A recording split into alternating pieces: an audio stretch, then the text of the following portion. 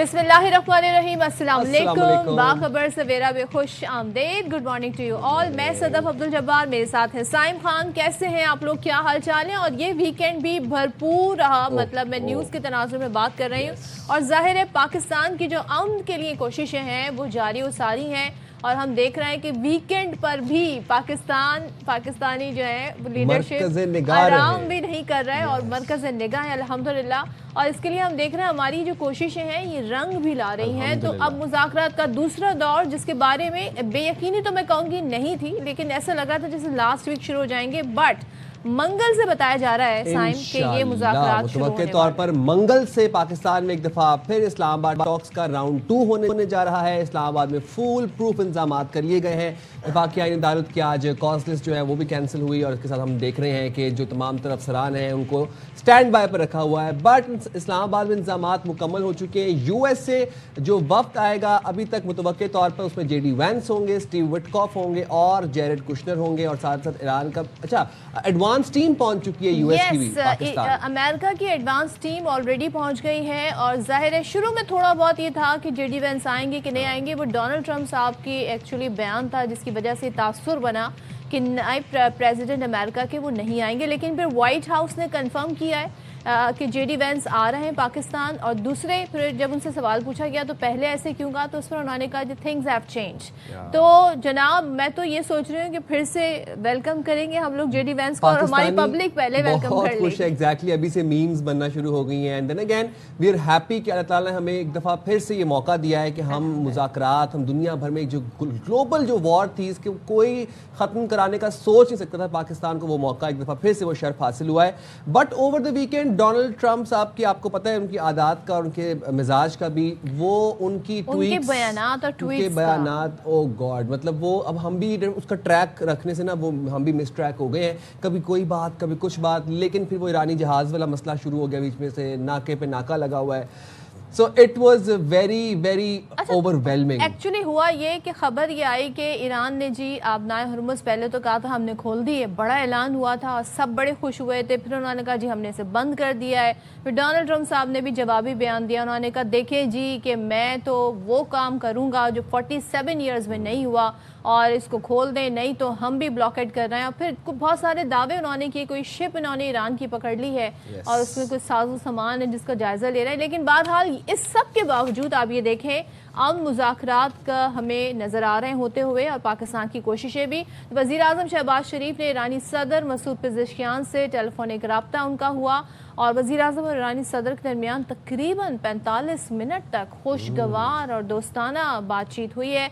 अच्छा, दोनों रहनुमाई चाहते हैं जी ये ज़रा सूरत हाल है, इस पर बातचीत भी हो, मज़ीद आगे बढ़ा जाए। वज़ीर आज़म ने मुज़ाकरात के लिए ईरानी वफ़द इस्लामाबाद भेजने पर तेहरान क़यादत का शुक्रिया अदा किया, और पाकिस्तान दोस्त ममालिक के ताउन से अमन इस्तेहकाम के लिए कोशिशें जारी रखेगा, ये कहा गया है वज़ीर आज़म की जानिब से। अब देखते हैं जी ईरान ऑफिशियली कब बताता है कि उनके क्या इरादे हैं, और इस बार डेलीगेशन सेम होगा या डिफरेंट होगा, क्योंकि आज मंडे है, कल ट्यूसडे है, कल मुतवक्के तौर पर मुज़ाकरात होने जा रहे हैं। अच्छा जी, अब जरा आपको अमेरिका का भी बता देते हैं। तो अमेरिका और ईरान में मुज़ाकरात का दूसरा दौर आपको बताया जैसे कि इस्लामाबाद में मंगल को होगा। अमेरिकी मुज़ाकराती वफ़द आज शाम इस्लामाबाद में होगा। अमेरिकी सदर डोनाल्ड ट्रंप ने इस चीज़ की तस्दीक कर दी है कि yes the वफ़द is the delegation is coming.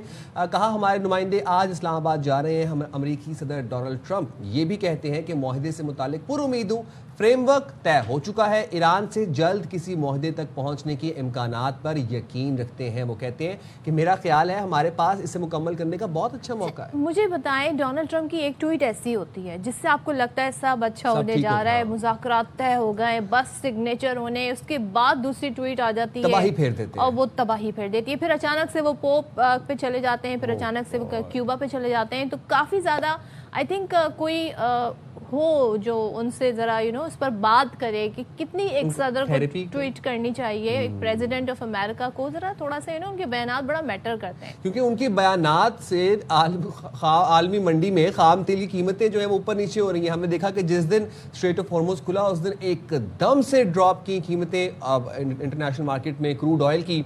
But then again जब खबरें आना शुरू हुई कि मार्केट बंद हो रही है, तो उसके बाद स्ट्रेट ऑफ हॉर्मुज़ बंद हो रहा है, तो फिर दोबारा से प्राइसेस इंक्रीज हुई। तो डोनाल्ड ट्रंप के बयानात के ऊपर पूरी जो दुनिया की मईशत है वो ऊपर नीचे हो रही है। इस वजह से हम आपको ये बता रहे हैं कि Donald Trump really needs to control his keyboard.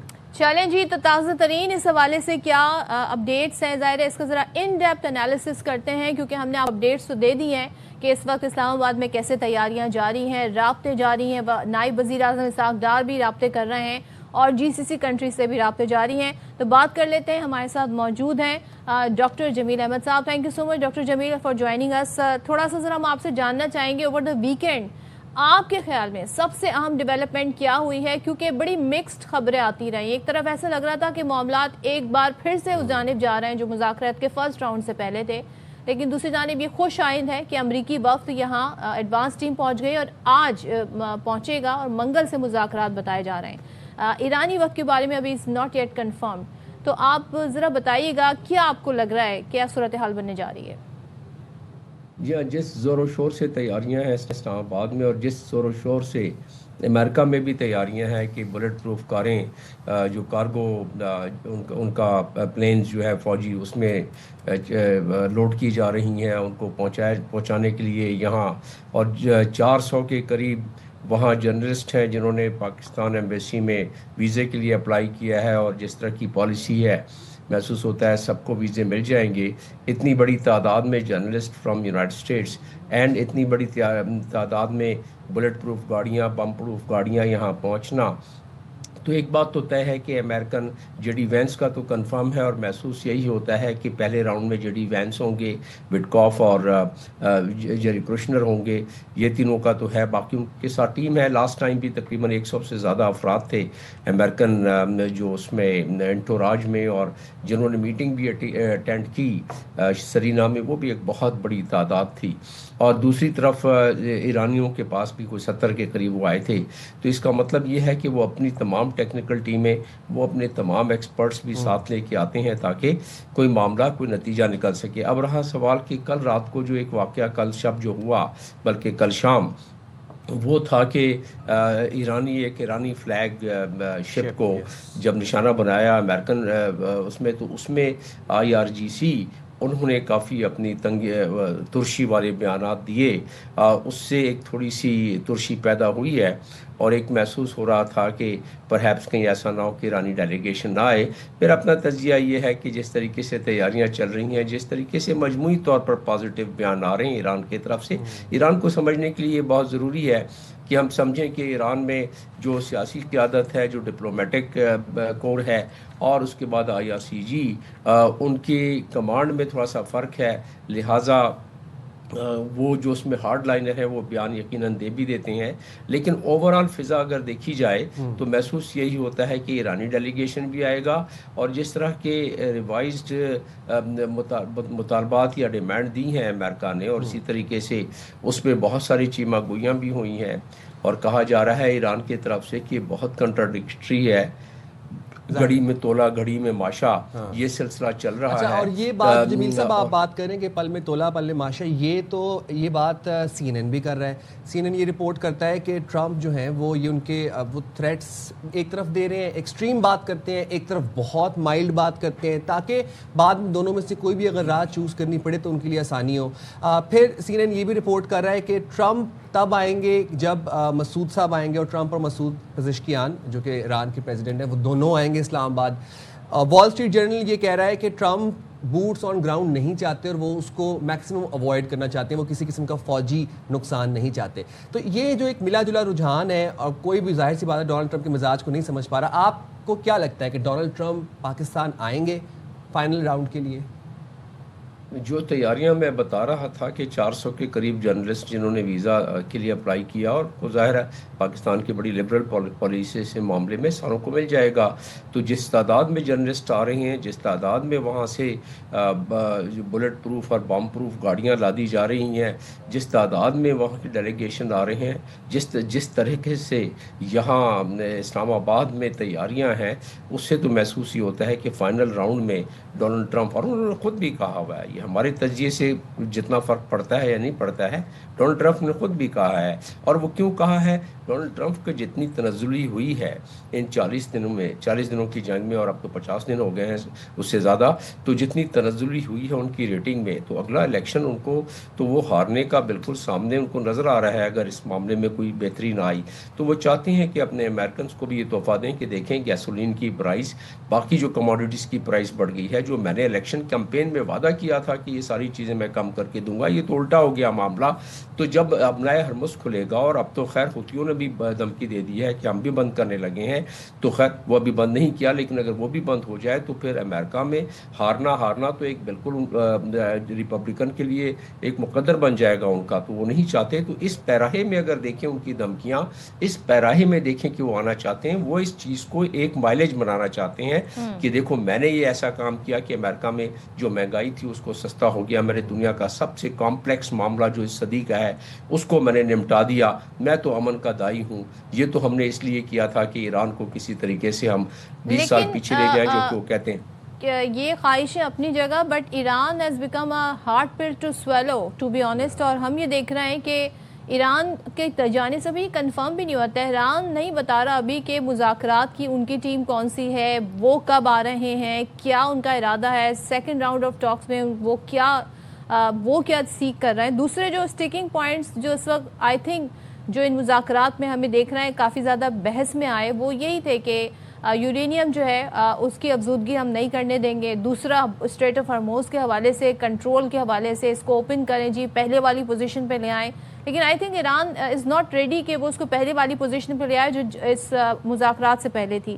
تو ایران تہران میں کیا ہے، وہاں پہ کیا اس وقت چل رہا ہے، ذرا تھوڑا ہمیں اس بارے میں بتائیے گا. جی، جو اشارے مل رہے ہیں تہران سے، وہاں تو لوگوں کا مورال بڑا ہائی ہے، IRCG کا مورال بڑا ہائی ہے. آپ دیکھیں کہ سپریم لیڈر نے کیا بیان دیا ہے، تو وہاں اس مورال کو اگر دیکھا جائے اور پھر ان کی مضبوطی کو یہ دیکھا جائے کہ انہوں نے رزسٹ کیا، اور وہ اسٹیٹ آف ہرمز کو ان کو پتہ پڑ گیا کہ اس کی دنیا میں کتنی افادیت ہے، کیونکہ اس صدی میں اس سے زیادہ ایک کے اسٹیٹ کے بند ہونے سے، یعنی ایک آبنائے کے بند ہونے سے اتنا بھونچال آ جانا لوگوں کو اندازہ کبھی نہیں تھا. تو اس اندازے کے مطابق اگر دیکھا جائے تو ایران کو یس اپنی مضبوطی کا پتہ پڑ گیا، اور ایران میں مورال بھی آئی ہے، ایران کی طرف سے اشارے مل رہے ہیں. لیکن ایران ہمیشہ انٹرنیشنل قوانین کی پاسداری کرتا ہے، اور ایران کہتا ہے کہ انریچمنٹ ہمارا حق ہے. کل بھی صدر پشیان کی طرف سے، مسعود پشیان کی طرف سے بیان آیا ہے، تو وہ انہوں نے یہی کہا ہے کہ یہ ہمارا جو حق ہے، ساورن رائٹ ہے ہمارا انریچمنٹ کا. میرا اپنا ماننا یہ ہے کہ جس طرح JCPO میں ان کو دیا گیا تھا یہ جو کہ رائٹ ہے ہر ملک کا 3.67 کا، اور جس پہ وہ راضی ہو گئے تھے عمانی جب فارن منسٹر نے ان کی کرائی تھی میڈیشن، یا اس سے پہلے جون میں، تو اس پر تو وہ میرا اندازہ اور میرے اپنے تجزیہ یہ ہے کہ وہ راضی ہو جائیں گے. اور یہی ایک اسٹیکنگ پوائنٹ ہے. میں ڈونلڈ ٹرمپ نے کبھی نہیں کہا کہ زیرو کر لو، پہلے شروع میں کہا تھا، اب وہ کہتے ہیں کہ ویپن نہیں بنانا ہے آپ نے، یعنی کہ آپ نے ایٹم بم نہیں بنانا ہے آپ نے، ان ادر ورڈز عام فہم میں. تو اس لحاظ سے تو وہ ایران بھی کہتے ہیں کہ ہم تو اپنے سول نیوکلیئر. اب اسرائیل کا اصل مسئلہ آ جاتا ہے. اسرائیل کا یہ تھا کہ بالکل ان کے ڈسمنٹل ہو جائے، زیرو افزودگی ہو جائے، اس کے علاوہ ان کے مشینیں اکھڑ جائیں، ساری جتنی بھی ہیں ان کے سینٹریفیوج اکھڑ جائے، اس کو ختم کر دیا جائے ہمیشہ کے لیے. یہ کیپیسٹی کبھی ان کو رہے نہیں. لیکن وہ ایران ظاہرہ نہیں مانے گا. اور ساتھ ساتھ ایک اس میں اور اضافی بات ہو گئی ہے جس کی وجہ سے مجھے کبھی امید ہو گئی ہے کہ یہ کل اس کا پہنچ جائیں گے، ایرانین ڈیلیگیشن بھی کل شام تک پہنچ جانا چاہیے ان کو.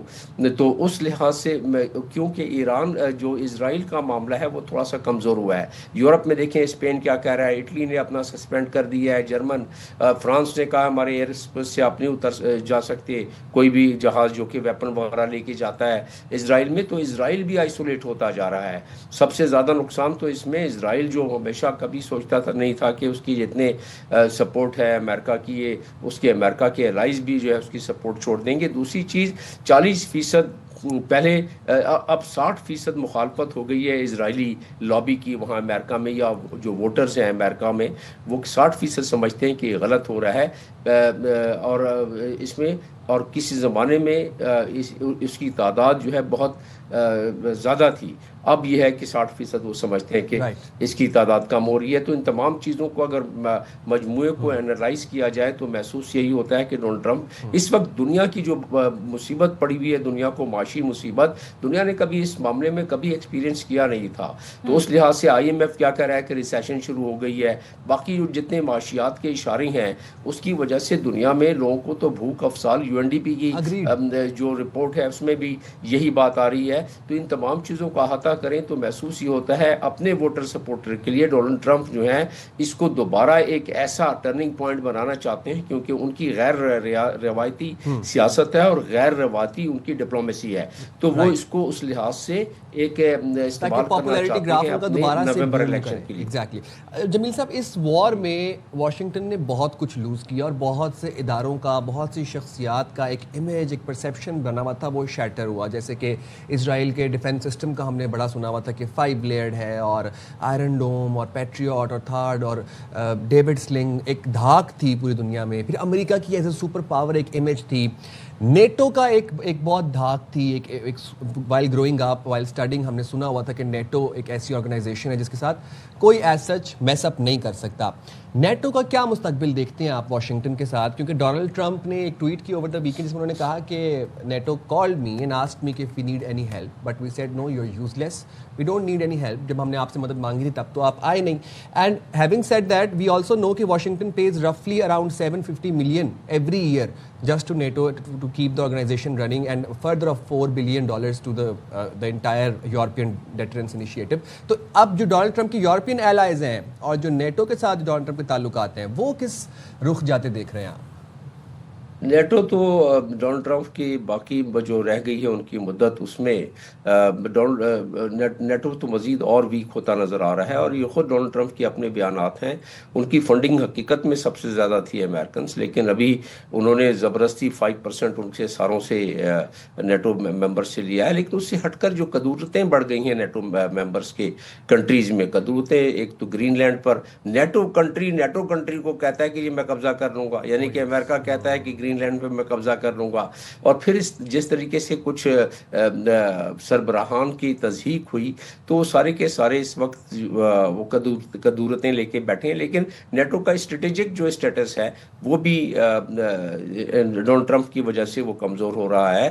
ایک تو پہلا اس کا تصور یہ، دوسرا اپنے تھارڈ اور اس کا آئرن ڈوم کی بات کی، یس یہ امریکنز بھی نہیں سمجھ سکتے تھے، یہ خلیجی ممالک بھی نہیں سمجھ سکتے تھے، ان کو اب تک یہی اندیا دیا گیا تھا، یہی ایشورنس کرائی گئی تھی کہ آپ کی ساری سیکیورٹی، ہم دیکھیں کتنے تھاٹس ہیں، کتنے ہماری ایرانین نے یہ کیا ہے کہ جہاں جہاں تھاٹس اور جہاں جہاں پیٹریوٹ میزائل تھے، اسٹوریج جن ایئر بیسز پہ تھے، سب سے پہلے ان کو، مجھے ذاتی طور پہ تھوڑا سا اندازہ کیا بلکہ معلومات ہے کہ 6,500 کے قریب ایک جگہ پر ان کے پڑے ہوئے تھے، ایک ہمارے دوست ملک میں کسی اڈے پر، اور پہلا نشانہ انہوں نے بنایا ایران نے اس کو، تو ایران نے کافی چن کے ان کے تباہ بھی کیے یہ، اور پھر سب سے بڑی بات ہے کہ ان کے پاس سپر سونک میزائل ایسے آ گئے جو کہ جس کا تصور نہیں تھا ان کو، امریکہ کو اور اسرائیل کو۔ اب بھی اسرائیل کے حیفا میں، ڈیمونا میں اور تل ابیب میں اب بھی دھوئیں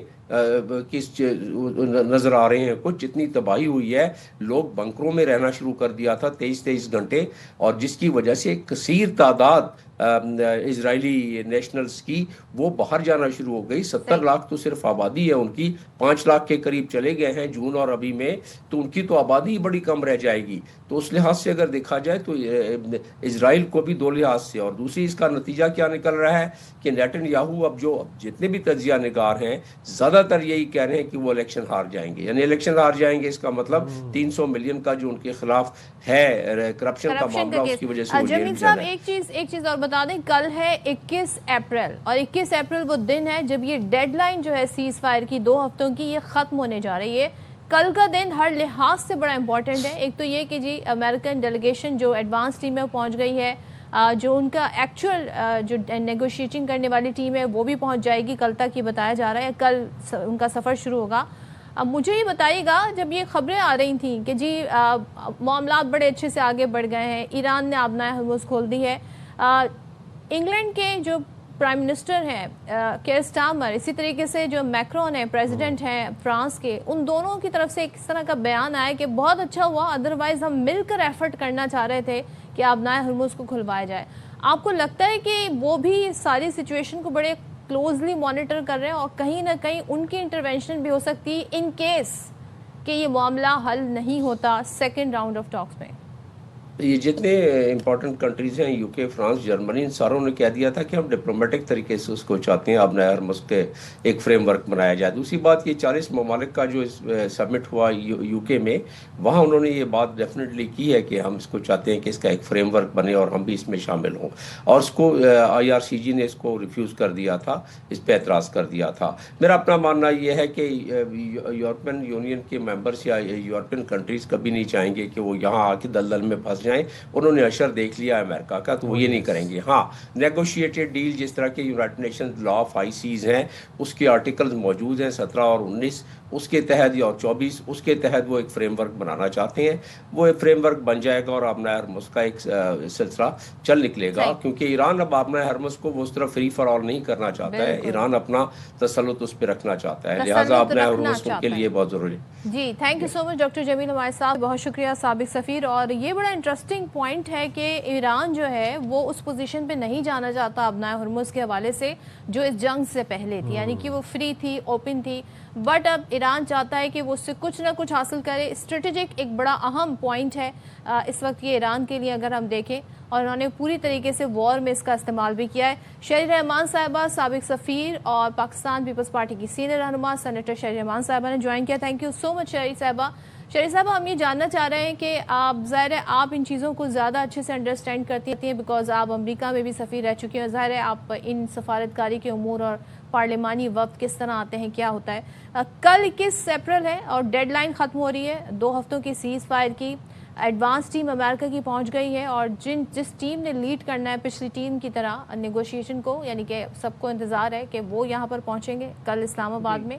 ایران کی جانب سے ابھی تک کنفرم نہیں ہوا ہے۔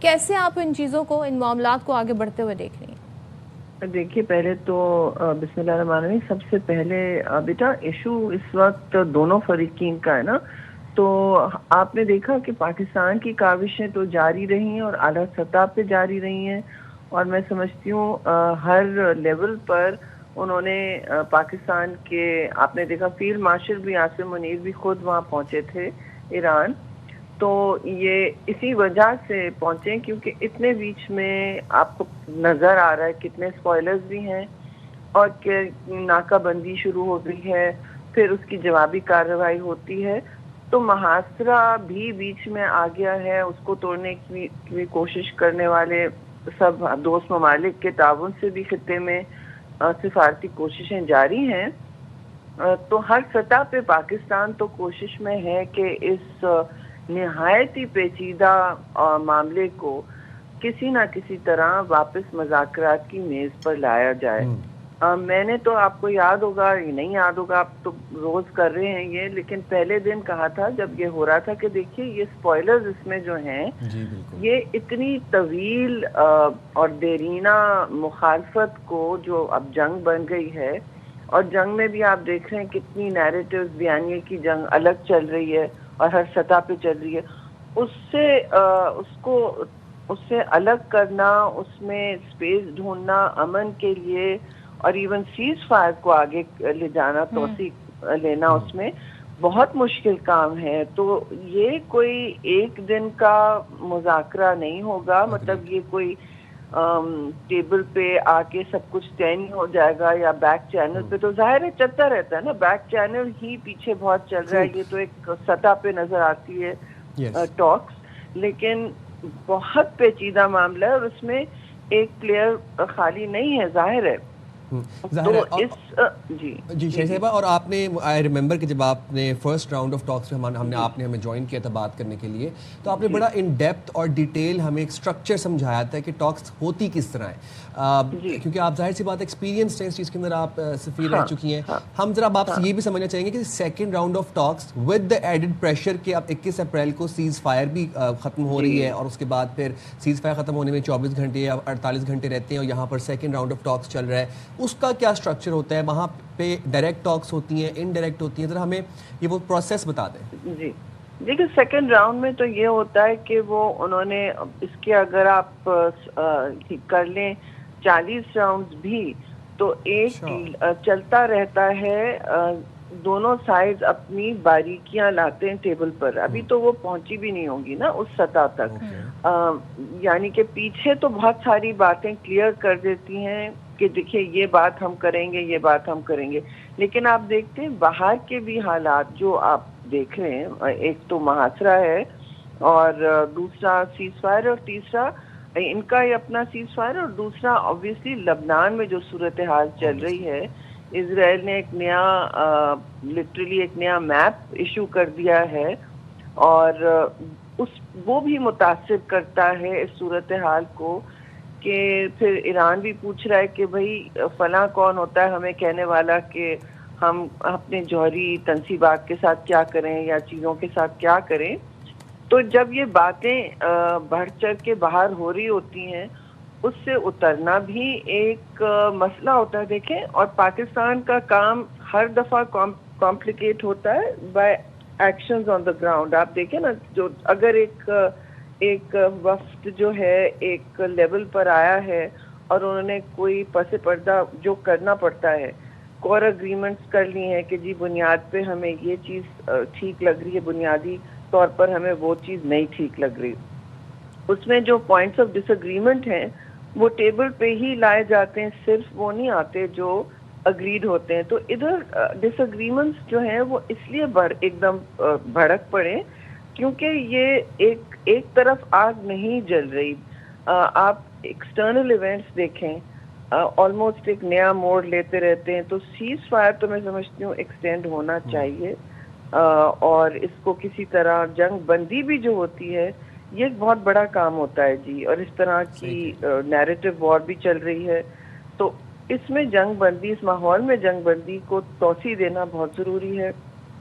फिर दूसरी बात यह है कि ये, और सब फरीकीन को पता है कि इसकी कीमत क्या है, लेकिन दो जो मेन फरीकीन है वो कहते हैं हम कीमत देने भी तैयार हैं। ये भी आप देख रहे हैं ना।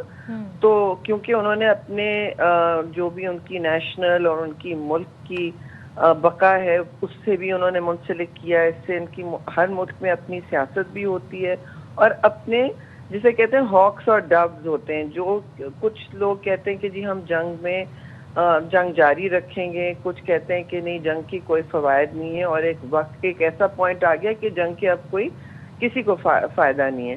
तो ये भी तो देखना होता है कि कहाँ कहाँ कौन कौन तैयार है और उनके इंटरनल प्रेशर्स क्या हैं। इंटरनल प्रेशर्स और एक्सटर्नल जो इवेंट्स होते हैं, जैसे आप हॉर्मुज़ में देख रहे हैं, वो एक ऑलमोस्ट वही एक पॉइंट बन गया है जिस पर सारा तनाज़ा चल रहा है। नया तनाज़ा हुआ है, 2 ब्लॉकेज जो चल रहे हैं उसमें फिर आपने देखा किसी शिप को उठा लेते हैं, किसी ने किस पे फायर किया। तो ये सारे ज़मीनी इवेंट्स जो हैं ये भी इम्पैक्ट करते हैं माहौल को और सारी मुज़ाकरात को। तो सीज़ फायर में तोसी तो मैं समझती हूँ वैसे ही ज़रूरी होगी, उसकी भी कोशिश जारी होगी। ये हो नहीं सकता कि जारी नहीं है, ज़ाहिर है।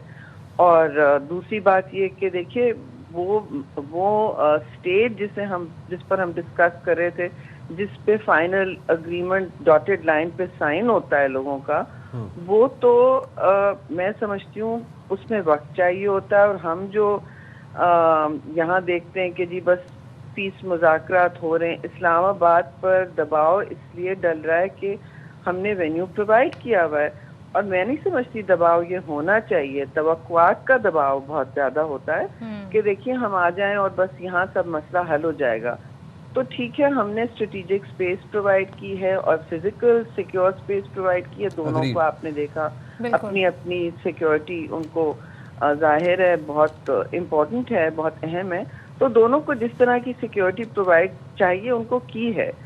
اب یہ بات ان پر بھی ہے کہ یہ ایکسٹرنل ایونٹس سے کتنا امپیکٹ ہو رہے ہیں اور ان کا کتنا آگے جانے پر کمٹمنٹ ہے. کہ پاکستان کی رسپانسبلٹی یہیں تک تھی کہ دونوں فریقین کو مذاکرات کی ٹیبل تک پہنچا. دوسری دفعہ تک آپ لا رہے ہیں. ہاں بہت شکریہ شہری صاحبہ, آپ نے پروگرام کے لیے وقت نکالا. تھینک یو سو مچ. اور ظاہر بڑا یہ بات بالکل ٹھیک ہے کیونکہ ڈونلڈ ٹرمپ تو یہ ان کی ٹویٹ سے ایکچولی باتیں پھیلتی ہیں جب وہ کہتے ہیں جی ہم ڈیل کے بہت قریب ہیں, بڑی اچھی معقول پیشکش کی ہے, نہیں کیا تو پھر میں 47 سال میں کسی نے وہ نہیں کیا میں وہ کام کر دوں گا.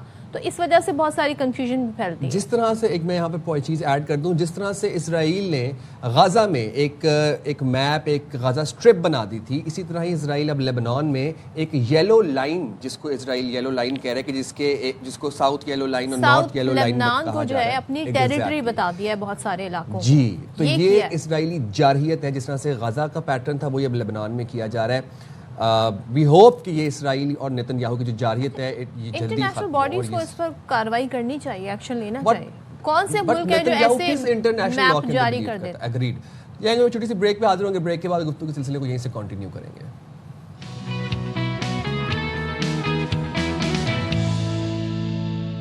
Welcome back once again. اور ایک ذرا ایسی سچویشن ہو گئی بلاکیڈ کی, تو یعنی کہ یہ جو مذاکرات ہو رہے ہیں اس میں ایک طرف ٹاکس ہو رہی ہیں تو دوسری طرف ہم دیکھ رہے ہیں ایک عجیب سا ماحول بھی ہے جس میں ہم دیکھ رہے ہیں کافی ایکشن بھی ہوتا ہوا ہمیں دکھائی دے رہا ہے. اب امریکی صدر ڈونلڈ ٹرمپ کی ہی زبانی پتہ چلا کہ ایران کا آبنائے ہرمز بند کرنے کا جو فیصلہ ہے اس کو وہ کہتے ہیں یہ بہت ہی ریڈیکولس قسم کا فیصلہ انہوں نے کیا ہے, اور ناکہ بندی امریکہ نے پہلے ہی کی ہوئی ہے, تو یہ راستہ تو پہلے ہی ہم نے بند کر دیا, امریکہ دعویٰ کر رہا ہے, جبکہ ایران کو وہ کہتے ہیں یومیہ $50 کروڑ کا نقصان ہو رہا ہے. تو امریکہ کو اس سے کوئی فرق نہیں پڑ رہا. یہ ڈونلڈ ٹرمپ کہتے ہیں ایران کو ایک معقول ڈیل ہم نے اس کی پیشکش کی ہے, ڈیل سے انکار کیا تو امریکہ ایران کے ہر پاور پلانٹ, وہی بات دہرا رہے ہیں, وہ اس کو تباہ کر دے گا, اور شرافت کا وقت ختم ہو چکا ہے, اب کوئی نرمی نہیں کریں گے. سو ایران جلد اور آسانی سے گھٹنے ٹیک دے گا, معاہدہ نہ ہوا تو وہ کام کریں گے جو گزشتہ 47 برسوں میں کوئی امریکی صدر نہ کر سکا. اب ایرانی کلنگ مشین کو ختم کرنے کا وقت آ گیا. اب سوچیں in the midst of the dialogue اس قسم کے بیانات جب آ رہے ہوتے ہیں تو کیا ایکسپیکٹ کریں آپ؟ اچھا, ایک طرف ڈونلڈ ٹرمپ کرتے ہیں ایکسٹریملی وائلنٹ ٹویٹ اور ایک طرف کرتے ہیں ایکسٹریملی سافٹ اور کبھی کبھی مائلڈ بھی کر دیتے ہیں. اچھا, وہ جو ایکسٹریملی سافٹ ٹویٹس ہیں نا وہ بہت کم ہوتی ہیں, موسٹلی ایکسٹریملی وائلنٹ ہی ہوتی ہیں. لیکن ایران کی سائڈ سے جو ایرانین ایمبیسی کے ہینڈلرز نے, جو پیج کے ایڈمنز ہیں, انہوں نے جو شغل لگایا ہوا ہے ٹویٹر کے اوپر, وہ تو ڈونلڈ ٹرمپ کی کسی بات کو سیریس ہی نہیں لیتے.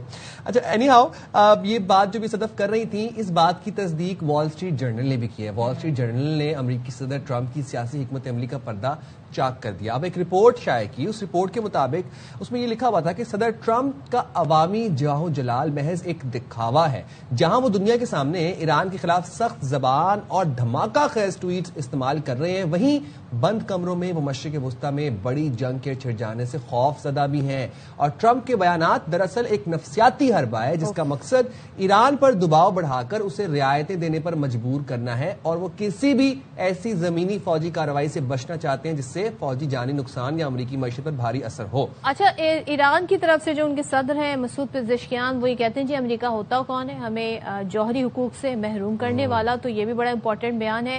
اور یہ بھی کہتے ہیں ایرانی صدر نے کہا کہ جنگ کا دائرہ بڑھانا نہیں چاہتے, لیکن وہ ساتھ میں یہ بھی کہہ رہے ہیں کہ ہم ہر طریقے سے تیار ہیں. کچھ پوائنٹس جن پہ اختلافات ہیں, تو یہ تمام تر باتیں اس پر بات کر لیتے ہیں. ہمارے ساتھ اس وقت موجود ہیں دفاعی تجزیہکار راشد ولی جنجوا صاحب. تھینک یو سو مچ راشد صاحب. سب سے پہلے ذرا ٹرمپ صاحب کے بدلتے بیانات آبنائے ہرمز پہ جو اس وقت سچویشن ہے, کیا یہ اتنا زیادہ ٹریگر کر سکتی ہے دونوں فریقوں کے مذاکرات پہ کسی طرح اثر انداز ہو جائے, یا آپ کو لگ رہا ہے کہ جی مذاکرات تو اسموتھلی ہوتے ہی رہیں گے, بیک گراؤنڈ میں یہ ایشوز بھی چلتے ہی رہیں گے؟ میرے خیال ہے دو پیرلل یونیورسز ہیں, اس میں ہم اس وقت سانس لے رہے ہیں. ایک میڈیا ٹویٹس اور اس قسم کی ریٹرک کا یونیورس ہے, اور ایک وہ ہے جو پس پردہ سیریس جو جس کی سفارت کاری ہو رہی ہے.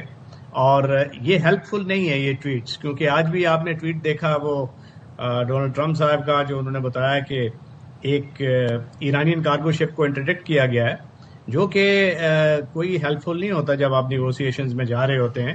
اسی طرح یہ جو ایرانی ایمبیسڈر ہیں امیر مقدم صاحب، ان کا ایک ٹویٹ آیا ہے کہ جی یہ اس طرح کے ایکٹس اور اس کو بلاکیڈ کرنا تو یہ انٹرنیشنل لا کی خلاف ورزی ہے اور یہ ہیلپ فل نہیں ہوں گے نیگوسیشنز کے لیے. تو ان میں کافی ابھی میجر ڈفرینسز ہیں، مگر یہ جو مذاکرات کا دور تو یہ چلے گا، اور اسی میں یہ کوشش کی جائے گی کہ ایک بنیادی جو فریم ورک یا ڈھانچہ ہے وہ طے کر لیا جائے کہ امن کرنا بھی ہے یا نہیں کرنا ہے، اور اگر کرنا ہے وہ فریم ورک ایگریمنٹ اگر اس پہ کانگروینس آف ویوز ہو جاتی ہے تو اس کے بعد پھر معاملات آگے چلیں گے، اور اس طرح کے ملٹیپل اور ہوں گے مذاکرات کے دور، جس میں شک بائی شک، پیراگراف بائی پیراگراف اور آئٹم بائی آئٹم جو 8-10 وہ ان کے کنسرنز ہیں ایران کے، اس پہ بات چیت ہوگی. اور اس پہ موسٹ ڈیفیکلٹ یہ جو یورینیم کی افزودگی ہے، اگر یہ سرنڈر کی طرف معاملہ لے جانے کی کوشش کرے گا کوئی بھی فریق، تو دوسرا فریق گریز کرے گا مذاکرات سے، کیونکہ دونوں کے جو بڑے ہارڈ اینڈ پوزیشنز ہیں. صدر ٹرمپ اس وقت ڈومیسٹک پریشر میں بھی ہیں، اسرائیل کے پریشر میں بھی ہیں، الیکشن کا ایئر بھی ہے.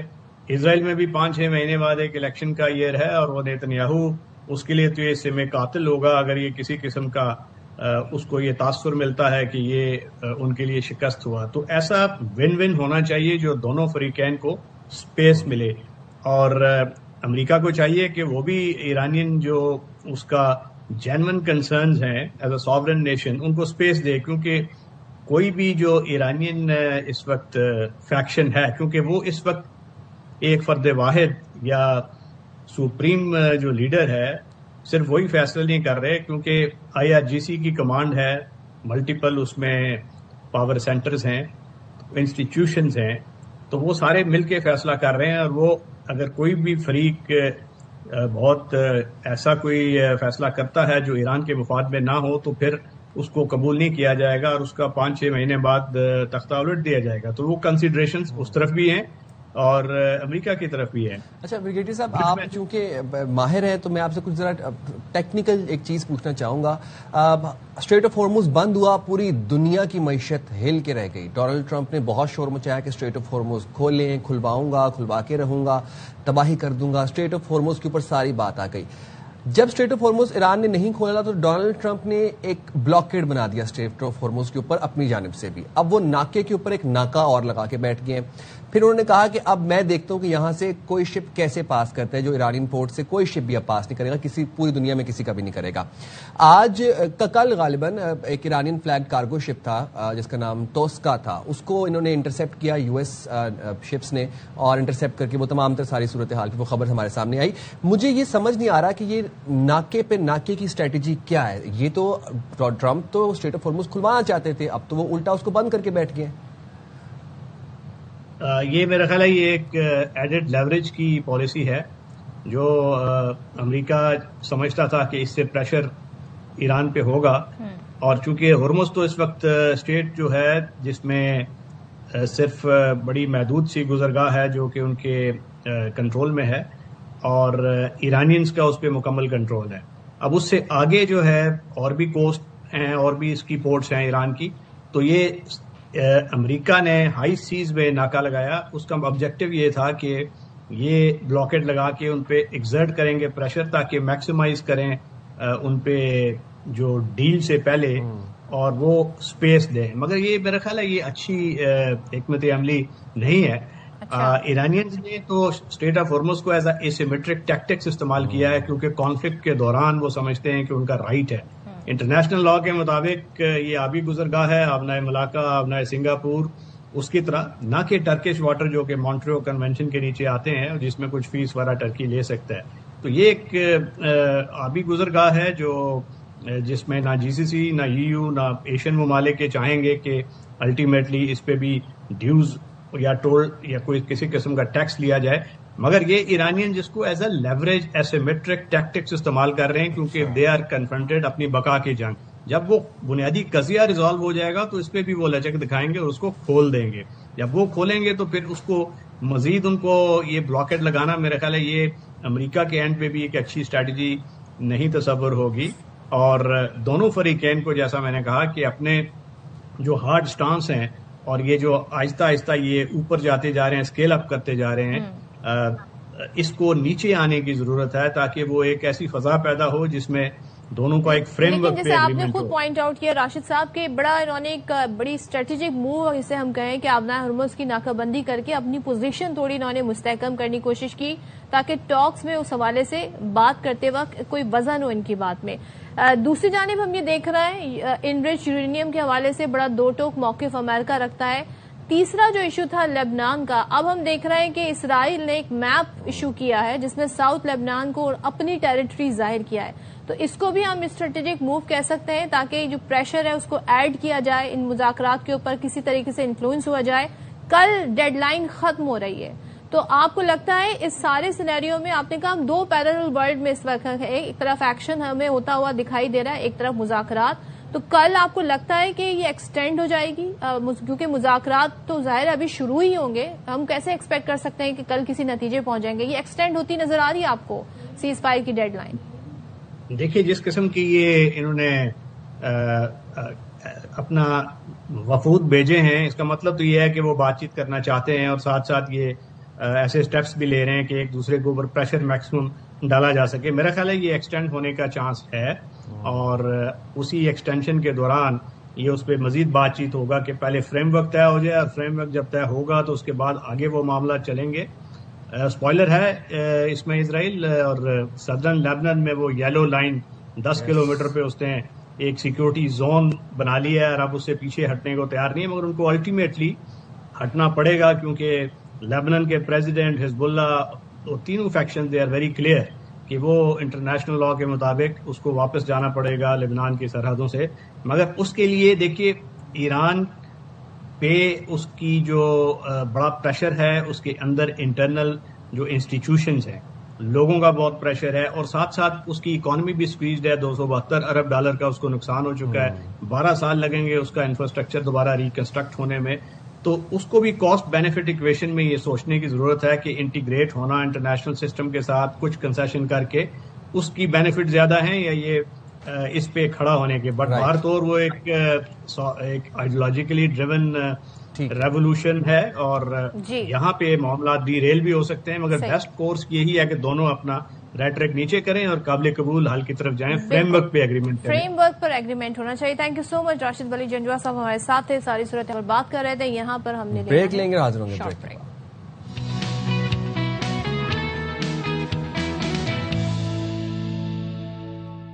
السلام علیکم، ویلکم بیک ٹو باخبر سویرا. ہم بات کر رہے ہیں، ڈسکس کر رہے ہیں Iran U us talk. Second round ہونے جا رہا ہے انشاءاللہ کل 21 اپریل کو اسلام آباد میں تیاریاں بھرپور ہیں، مکمل ہیں، سیکیورٹی کے فل پروف انتظامات ہیں. لیکن ڈونلڈ ٹرمپ کے مزاج کی کچھ سمجھ نہیں آ رہی. ڈونلڈ ٹرمپ کیا کرتے ہیں، کیا ٹویٹ کر رہے ہیں؟ ایٹ دس پوائنٹ تو کسی ٹویٹ کا ٹریک رکھنا ہی مشکل ہوگا. سمجھ نہیں آ رہی نا کہ وہ چاہ کیا رہے ہیں. کہتے ہیں نو مور مسٹر نائس کا، نو مور مسٹر نائس کا مطلب شرافت کا ٹائم اب ختم ہو گیا. شرافت کا زمانہ کہہ رہے ہیں ڈونلڈ ٹرمپ نہیں رہا. اب اگر یہ ڈیل جو میں نے دی ہے، وہ کہتے ہیں میں نے بہت اچھی بیوٹیفل جو ان کی لینگویج ہوتی نا، بیوٹیفل اینڈ سویٹ، میں نے ان کو امیزنگ ڈیل دی ہے. لیکن اگر وہ اسے نہیں قبول کریں گے تو پھر تو وہی پل تباہ کر دیں گے، وہی والی دھمکی، وہی دھمکی کہ پل تباہ کر دیں گے اور انفراسٹرکچر تباہ کر دیں گے، سویلینز. تو مطلب یہ ڈونلڈ ٹرمپ کا مزاج چل رہا ہے. تو اب یہ جو کل سیکنڈ راؤنڈ آف مذاکرات ہونے جا رہے ہیں، اس سے ہم کیا ایکسپیکٹ کریں؟ ہمارے ساتھ موجود ہیں نغمانہ ہاشمی صاحبہ، انہوں نے جوائن کیے. تھینک یو ویری مچ نغمانہ صاحبہ، it's always a pleasure to have you on the programme.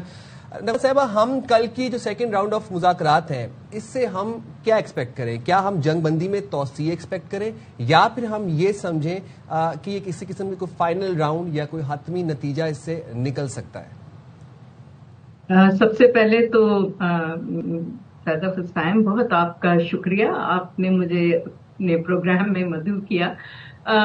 دیکھیں، میں ابھی آپ کی باتیں سن رہی تھی اور آپ بالکل صحیح کہہ رہے تھے کہ ڈونلڈ ٹرمپ صاحب کا تو ایٹیٹیوڈ جو ہے اس کو ڈسائفر کرنا، سمجھنا ذرا مشکل ہوتا ہے، کیونکہ وہ بہت ہی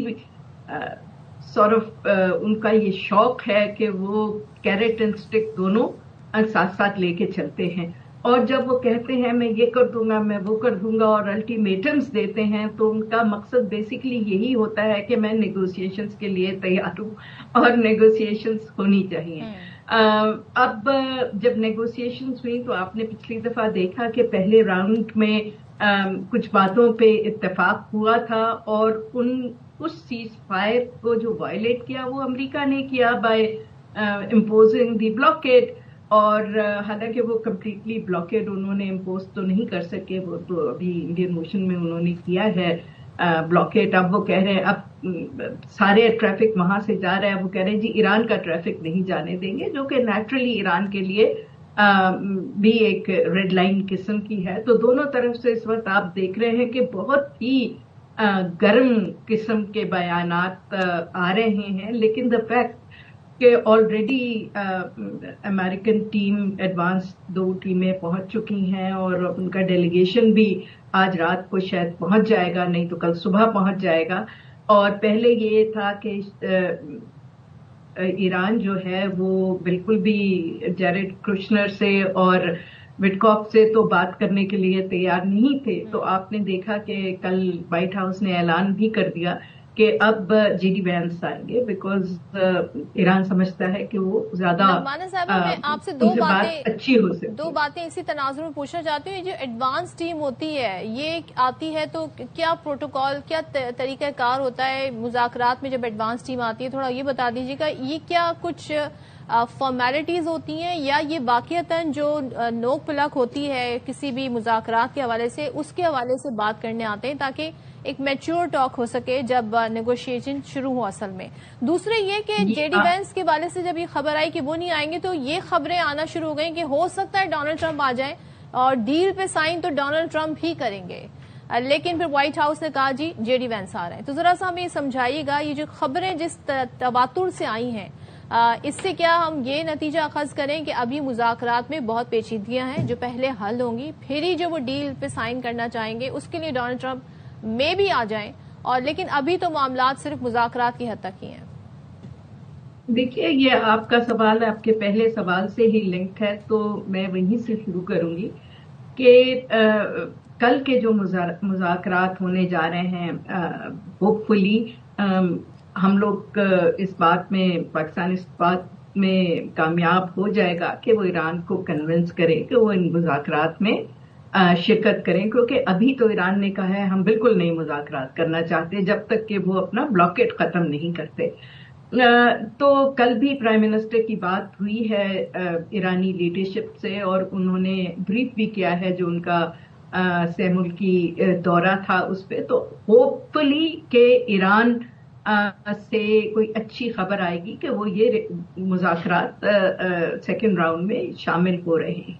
सबसे पहला तो ये है, अगर वो आ गए और मुज़ाकरात शुरू हो गए तो पर्सनली आई फील के इसमें कोई ब्रेक थ्रू या साइन होने का तो नहीं मुझे नजर आ रहा कोई इम्कान, लेकिन ये जरूर हो सकता है कि काफी जो मसाइल हैं, खास तौर पे 2-3 जो बहुत कंटेंशियस इशू हैं, उसमें काफी ज्यादा पेशरफ्त हो जाए। खास तौर पे जो अब काउंटर प्रपोजल अमेरिका ने दिया है उस पे वो अभी उसका जायजा ले रहे हैं ईरानी। हो सकता है कि कुछ पेशरफ्त हो इस पे, और इस बात पे इत्तेफाक हो जाए कि जी अब नेक्स्ट राउंड में इसका फाइनल मुसवदा बना के एग्री करके तो उस पे साइन फिर कर लिए जाएं।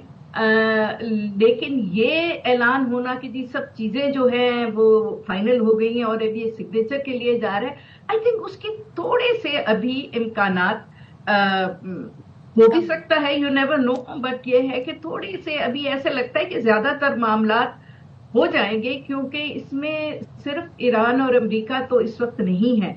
इस वक्त आप देखें कि डोनाल्ड ट्रंप का एक बहुत अहम दौरा साउथ कोरिया भी है, और उसके साथ 15 मई को उनकी मुलाकात और उनका विजिट चाइना का भी है। और चीन ने बहुत क्लियरली कहा था कि हम ये मुज़ाकरात एक दफा पहले भी पोस्टपोन हुए कि मुज़ाकरात करने आने हैं, जो विजिट है उनका वो ये जंग जो है उसको नबेट के फिर आए। और उसके बाद आपने देखा है कि जब ब्लॉकेड हुआ है तो चीन ने बड़े भरपूर तरीके से बड़े स्ट्रांग और क्लियर मैसेजिंग की कि ये उनको एक्सेप्टेबल नहीं है।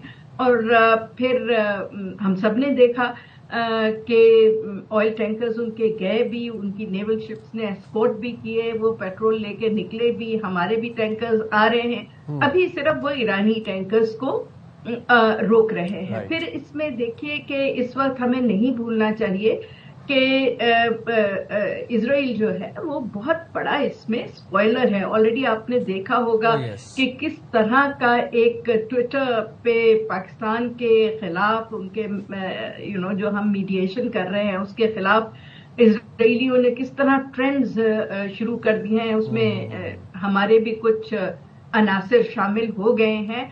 तो ऑल्दो के लेबनान में अभी जो है सीज फायर कुछ होल्ड कर रहा है, लेकिन आई थिंक जो ईरान का सबसे बड़ा मुतालबा है कि जी इसको रेन इन करना चाहिए इजराइल को, और ये बाकी जो खित्ते को उनसे एंड देन अगेन हमने वहां साहब अब ये भी देखा है कि इसराइल कैसे से साउथ लेबनान को अहाता कर रहा है और वो एक येलो लाइन डेवलप हो गई है, वही गाजा वाला pattern. Thank you very much for taking out time for our programme. Right कि Israel is the biggest spoiler in amidst all this Iran Israel, और ये कोशिशें हमें नजर भी आ रही है इसराइल की जानिब से। तो लेट्स सी क्या होता है जी, मुज़ाकरात का करवट ऊंट किस करवट पे following it and will let you know the updates. But moving forward अब जरा कुछ सेहत आमा के हवाले से बात कर लेते हैं जनाब।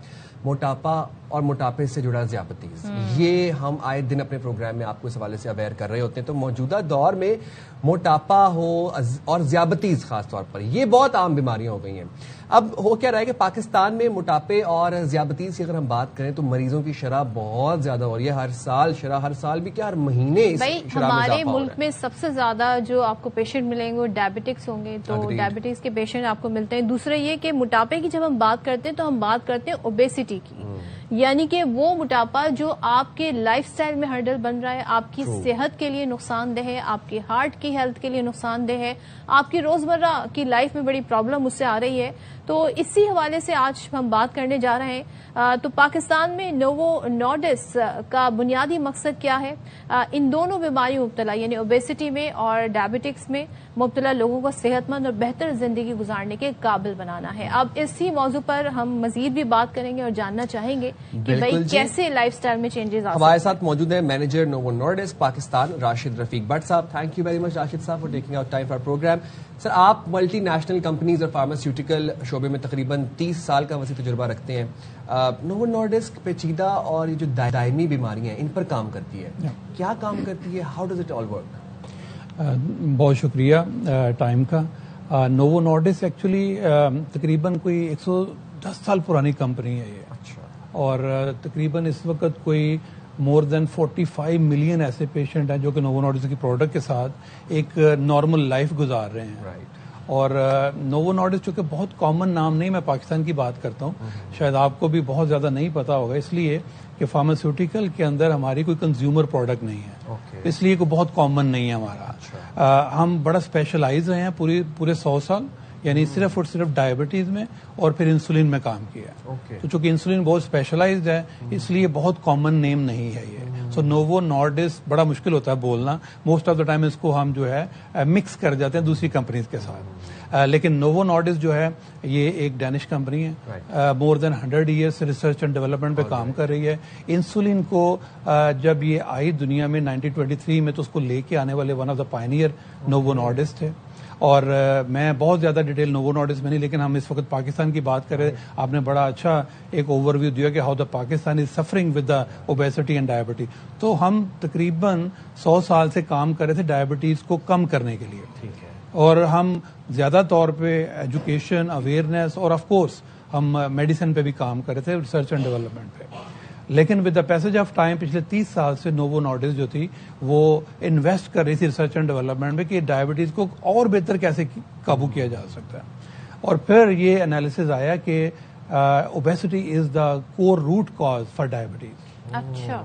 और ओबेसिटी जो है, शायद आपको पता होगा, वो ये है कि ओबेसिटी का जो अब रिसर्च हुई है that is causing more than 200 different diseases in human body.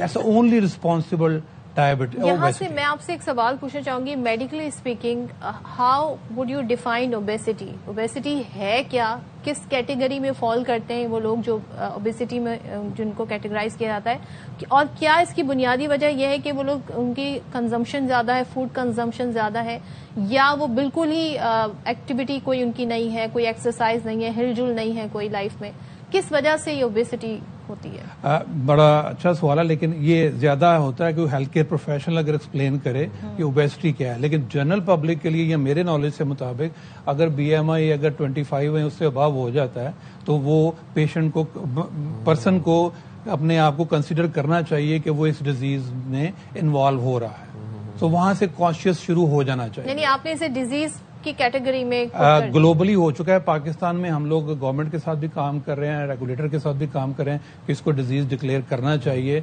ये कोई प्रिविलेज नहीं है कि अगर आप ओवरवेट रह रहे हैं और ओबेसिटी की तरफ जा रहे हैं तो ये डिजीजेज कॉज करेगी, हेल्थ कॉज नहीं करेगी। और ये तो हम पाकिस्तानी, अगर हम कल्चर की बात भी कर लें, कल्चर तो एक फैक्टर है ही ना कि हमें ओबीज लोग, हम कहते हैं ये सेहत की निशानी है, एक वो टैबू, एक स्टिग्मा है। दूसरी बात ये कि हमें अपने हाथ पे कंट्रोल नहीं है, जुबान पे भी कंट्रोल नहीं है, डाइट पे तो बिल्कुल ही कंट्रोल नहीं है। तीसरी चीज ये है, जो आप ऑनलाइन जो ऑर्डरिंग हो रही होती है, बच्चे रात 12-1 बजे, मैं चाहता हूँ हमारे व्यूअर्स को बताएं कि मोटापा कितना आपकी सेहत के लिए नुकसानदेह है। देखिए, पाकिस्तान में जब आप बात करते हैं तो ये 3 चीजें आपने बड़ी अच्छी गिनवाई हैं। उसके अंदर भी थोड़ा सा डीप डाउन अगर आप जाएं तो आपको देखेंगे कि नंबर 1 हम जो फूड खाते हैं उसकी क्वालिटी क्या है, सेकेंडली जब हम फूड खाते हैं उसकी टाइमिंग क्या है, और तीसरी चीज ये है कि हमारा लाइफस्टाइल क्या है। जनरल एक कॉन्सेप्ट ये है कि ओबेसिटी को मैनेज करना बड़ा एक्सपेंसिव है, यानी ये मेरे पास पैसे होंगे तो मैं कंट्रोल करूंगा, जबकि ये जो आपके इस प्रोग्राम के हवाले से मैं बात करना चाहूंगा पब्लिक से कि ये तो बल्कि पैसा बचाने वाली बीमारी है। इसको अगर कंट्रोल करना तो पैसा बचाना है। फॉर एग्जांपल, आपका जो ईटिंग पैटर्न है वो रात को, अनफॉर्चुनेटली हमारे यहाँ सबसे हैवीएस्ट मील हमारा डिनर होता है जी, और उसके बाद फिर हम सो जाते हैं। सबसे बड़ा प्रॉब्लम, अगर नाश्ते में हम कुछ नहीं खाते, वो कुछ नहीं खाते। हालांकि नाश्ते में साइंस भी कहती है और हमारा मजहब भी कहता है कि वो हैवी होना चाहिए ताकि उसके बाद आपका वर्कआउट शुरू होता है। नंबर 1। नंबर 2, ये जो क्वालिटी चीज हम खाना खाते हैं उसके बारे में हमें पता होना चाहिए, थोड़ी सी अवेयरनेस चाहिए कि बहुत ज्यादा हमें उसके ऊपर डिटेल नहीं चाहिए कि जी इसमें कैलोरीज कितनी है, ये क्या है। आपने खाना है और भूख रख के खाना है और छोड़ देना है। Best thing, fresh seasonal fruit या सीजनल चीजें खानी है, सबसे बेहतर है। तो इससे कंट्रोल होता है। लास्ट चीज जो है ना वो ये है कि हमारा लाइफस्टाइल इतना हो गया है, पाकिस्तान में कहते हैं कि जी बड़ा पॉवर्टी है, हालांकि आप इमेजिन करें we are the 9th obese population in the world. कहते हैं कि हम गरीब हैं, हम खा नहीं सकते, हम 9वें नंबर पे हैं। Of the number of the people, और नहीं, इसे परसेंटेज है। अच्छा, यानी अगर आप देखें तो इस वक्त हम नंबर ऑफ पीपल के अंदर भी हम 9वें नंबर पे हैं। वो 34 मिलियन पॉपुलेशन हम इस वक्त जो कैलकुलेटेड है, जो कि मुझे लगता है कि अंडर रिपोर्टेड है क्योंकि अभी कोई स्ट्रक्चर्ड रिपोर्टिंग सिस्टम नहीं है। 34, और अगर हम इसको जो रेशो है इस वक्त इसको कंटिन्यू करते हैं तो ये 130 मिलियन पे जाएगी आफ्टर द 2030। हम डेमोग्राफिक में जाएं तो क्या जो एज ग्रुप है वो भी फॉल करता है कि यंग बच्चे बच्चियां ज्यादा इस तरफ उनका रुझान है? इसका कोई परसेंटेज ऐसी नहीं है क्योंकि कोई हमारा कोई वो रजिस्ट्री सिस्टम नहीं है पाकिस्तान में, लेकिन अगर पिछले 10 साल में देखें जब से हमने इसमें थोड़ा सा पेनिट्रेट करना शुरू किया है, वी हैव सीन नाउ, कभी होता था कि बच्चों में बड़ी कम ओबेसिटी नजर आती है क्योंकि बच्चे तो वैसे ही खेलना और एग्जॉस्ट हो जाते हैं, बंद करते हैं हर चीज खा के, तो लेकिन अब हमने देखा है कि childhood obesity is also very common now. और उसके लिए सॉरी मैं अपनी बात करूं, उसमें बड़ी इंपॉर्टेंट चीज है जो मेरा मैसेज भी है वो ये है कि लोगों को अंडरस्टैंड करना बड़ा जरूरी है कि मैं क्या खा रहा हूं और मैं क्यों खा रहा हूं। और एक बहुत बड़ी इंपॉर्टेंट चीज है जिसके ऊपर हमें बड़ी सक्सेस हुई थी नोवो नॉर्डिस्क को, कि हमने क्या किया था, हमने बच्चों को एजुकेट करना शुरू किया था एक पायलट प्रोजेक्ट के अंदर जिसका नाम रन फॉर हेल्दी लाइफ था। हमने क्या किया कि जब पेरेंट्स हैं वो बच्चों को के साथ मिलके तो जंक फूड की तरफ चले जाते हैं क्योंकि बच्चे बहुत इंटरेस्टिंगली जंक फूड की तरफ जाते हैं। हमने कहा कि जब बच्चों को एजुकेट करेंगे तो पेरेंट्स चूंकि बच्चों की बात मानते हैं, पेरेंट की बात बच्चे अब कम मानते हैं, आपको पता ही है और हमें भी पता है, रिवर्स हो गया ना काम। क्योंकि अब बच्चे को कोई सवाल पूछेंगे, वो हमारा दौर नहीं था कि उसने कहा कि जी तुमने अब मगरब के बाद घर से बाहर नहीं जाना, और मैं बाहर नहीं जाता था। अब बच्चा पूछता मैंने बाहर क्यों नहीं जाना, मगरब के बाद क्या है। अच्छा, मेडिसिन कैसे इसमें रोल प्ले कर सकती है इन चीजों को कंट्रोल करने के लिए? ये एक बड़ा एडवांस लेवल का क्वेश्चन है जो कि आई थिंक हमें भी पता होना चाहिए। उसकी रीजन ये है कि नोवो नॉर्डिस्क जो कि फार्मास्यूटिकल कंपनी है, और हमारे 3 जो ऑब्जेक्टिव्स हैं जिसके ऊपर हम ओबेसिटी को एड्रेस कर रहे हैं। 1, पब्लिक के अंदर अवेयरनेस होनी चाहिए। हमारे डिफरेंट प्रोजेक्ट गवर्नमेंट और प्राइवेट सेक्टर के साथ चल रहे हैं ताकि पब्लिक को पता हो यार ये मुझे नहीं करना, ये मुझे करना है। एंड देन सेकेंडली हमारा ये है कि एजुकेट करना to the health care professional, क्योंकि अनफॉर्चुनेटली ये है कि यहाँ पे कोई स्ट्रक्चर्ड गवर्नमेंट की तरफ से या किसी और तरीके से कोई एजुकेशनल प्लेटफॉर्म नहीं है for health care professional to deal with that kind of patient, तो वो हम एजुकेट करें। तीसरी चीज फार्माकोलॉजिकल ट्रीटमेंट भी है। फॉर एग्जांपल अगर क्योंकि मेटाबॉलिज्म का भी फर्क होता है, तो जो अगर पेशेंट को तमाम अवेयरनेस और एजुकेशन से काम है तो फिर definitely being an pharmaceutical company, हमारी रिसर्च एंड डेवलपमेंट 30 साल से हमने मॉलिक्यूल पे काम किया है जो कि हमने डेवलप किया है, जो कि इस वक्त दुनिया के अंदर काफी पेशेंट को सपोर्ट कर रहा है इन मैनेजिंग देयर ओबेसिटी। लेकिन pharmacological is not the only solution. अगर आप मेडिकेशन शुरू भी करते हैं तो उसके साथ आपको चाहिए कि अपना लाइफस्टाइल भी चेंज करना है, अपनी ईटिंग हैबिट भी चेंज करनी है, आपने मूवमेंट को बेहतर करना है। राइट। तो दैट इज वाई कि हम इसमें काफी प्राइड फील करते हैं, टू बी वेरी ऑनेस्ट, कि हमने ये रिसर्च की और ये मॉलिक्यूल हमने इंट्रोड्यूस कराया ऑल ओवर द वर्ल्ड। और अल्हम्दुलिल्लाह बीइंग इन पाकिस्तान, आपको पता है पाकिस्तान में मल्टीनेशनल बड़ी कम हो गई हैं फार्मास्यूटिकल जो है। Novo is one of them who is still standing very strong.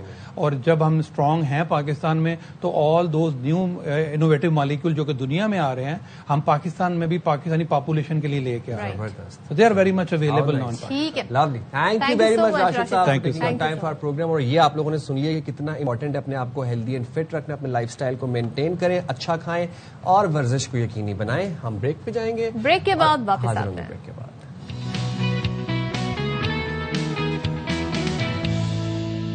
Welcome Welcome back back. Once again. और इस वक्त हम जिस टॉपिक पर बात करने जा रहे हैं वो हम सबके घरों में कोई ना कोई बच्चा बच्ची जो है इस वक्त उस मरहले से गुजर रहे हैं, यानी कि कराची मैट्रिक बोर्ड के इम्तिहानात हो रहे हैं और जो हालात हैं वो माजी के हिसाब से अगर हम देखें तो वैसे ही है, यानी कि लोड शेडिंग का मसला अलग है, नकल अलग जो हो रही है, बावजूद इसके कि बड़ी एडवांस टेक्नोलॉजी आ गई, बड़े वादे किए गए थे और इस पर काफी कंट्रोल भी हो रहा है। मैं ये नहीं कहूंगी कि हर जगह ऐसा हो रहा है, लेकिन एक आध जगह से शिकायत भी आ रही है। तो जनाब नकल माफिया जो है उसके खिलाफ ग्रैंड ऑपरेशन किया जा रहा है, मुनज्जम नकल कराने का, यानी कि बकायदा पैसे लेकर नकल करवाई जा रही है। और पेपर लीक के धंधे में मुलविस गैंग के 4 मुल्जिमान को सरगना समेत गिरफ्तार किया गया। नजीर शाह हमारे साथ मौजूद हैं। नजीर बताइएगा डीआईजी सीआईए इस हवाले से क्या कहते हैं और कितने रैकेट्स क्रैकडाउन किया गया है? देखें साइम, मैट्रिक बोर्ड इम्तिहानात में नकल माफिया सरगर्म है और महकमा तालीम के मुतालिका जो टीम है नकल रोकने में नाकाम हो चुकी है, जिसके बाद अब बड़ी खबर यह है कि एडिशनल आईजी कराची आजाद खान की जानिब से नकल माफिया के खिलाफ डीआईजी सीआईए मुकद्दस हैदर को टास्क दिया गया था, जिसके बाद स्पेशलाइज यूनिट के एसएसपी समीला सुमरो की जानिब से ग्रैंड ऑपरेशन शुरू करते हुए मुनज्जम नकल और पेपर लीक के धंधे में मुलविस 4 गैंग सरगना को गिरफ्तार किया, जिनमें मुबीन खान, उसामा, बिलाल और अब्दुल रजाक शामिल हैं। सीआईए की जो खुसूसी टीम है उन्होंने टेक्निकल बुनियादों पर कराची भर में छापे मारे, उन 4 मुलजमान को मलीर, सुरजानी, न्यू कराची और गुलशन से गिरफ्तार किया है। मुकद्दस हैदर का कहना है कि गिरफ्तार मुलजमान तालिब इल्मों से पेपर लीक के बदले लाखों कमा चुके हैं और कराची में नकल माफिया के 8 से 10 गैंग्स मुतारिक हैं। और गिरफ्तार होने वाले इन 4 मुलजमान में सबसे बड़ा ग्रुप मुबीन खान का है, जिसके 13 व्हाट्सएप ग्रुप में 13,000 तालिब इल्म मेंबर हैं। मुबीन खान सिंध मदरसतुल इस्लाम में साइबर सिक्योरिटी फाइनल का तालिब इल्म है, जबकि गिरफ्तार मुलजमान जो में दीगर में एक इंटर का तालिब इल्म है और दीगर शोबों से ताल्लुक है।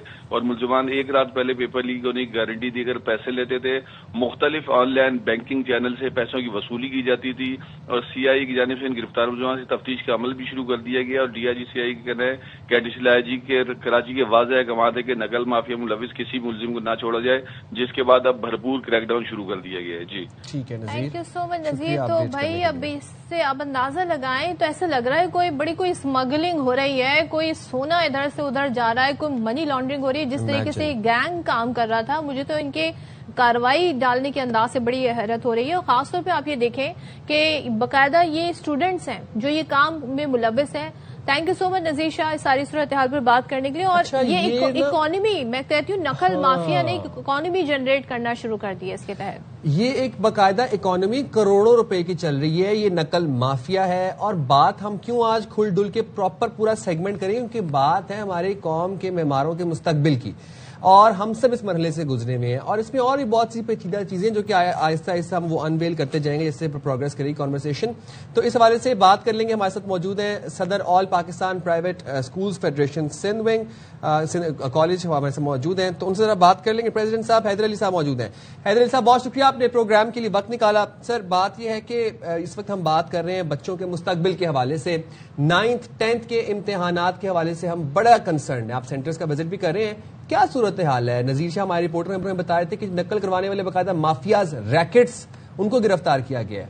आप भी विजिट करते हैं, आपने ऐसा कोई मामला देखा?